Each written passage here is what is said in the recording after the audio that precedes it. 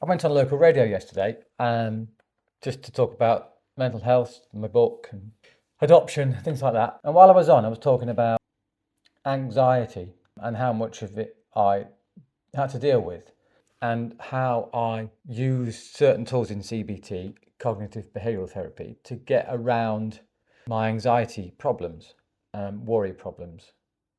I wonder how many other people know about it, because I bet there's quite a few people that say, oh, they get anxious about things and they worry about things, but they don't necessarily do anything about it. They just worry about it and it just overtakes them. And that's what it did with me.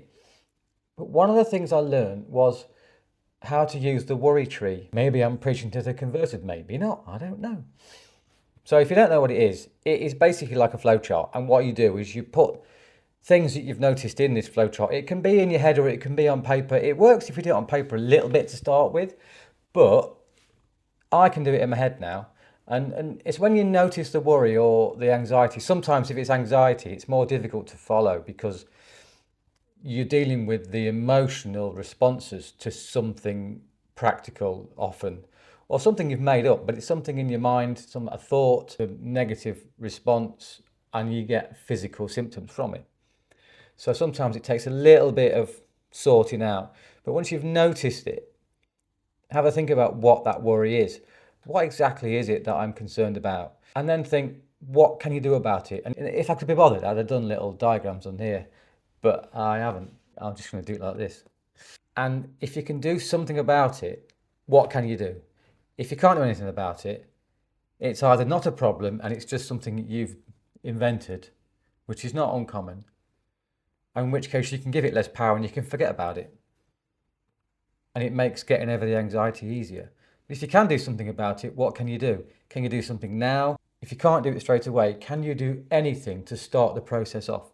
So it's a way of being able to convert the intense feelings of anxiety or really strong worries into a practical solution. Practical things are really easy for people to do. If you've got no plates left, you'd wash a few. It's easy to get over, isn't it? Or you could sit over there on your sofa and think, oh no, I've got nothing to eat off. What am I going to do? And then instead of that, you actually do just get up and do them. And that is part of the process. You eliminate the worry of not having any clean plates by actually going and cleaning some plates. And you can apply that to anything. If you've got concerns about, I don't know, going to the doctors or going to the dentist, if you've got something physically wrong with you that worries you, sitting and worrying about it just makes it worse. And it generates emotional responses, and then physical responses, which are really hard to deal with. So doing this thing works really well. And like I said, I'll reiterate it because I might edit all this out and it might be completely different in a minute. We'll see how it goes. So once you've noticed the worry, you say, what am I worrying about? Can I do anything about it? If yes, what can I do? If no, I'll take the power away from it. I'll relax about it. It's obviously something I'm concerned about that doesn't need to be a worry, and I can relax. Fine, great, done. But if it is something, what can you do? If you can't do anything now, can you do anything to move forward towards getting it done? And so once you've converted it into practical steps, it eliminates all the power it had within you. This is something that I've used a lot over the last couple of years, and it works really well.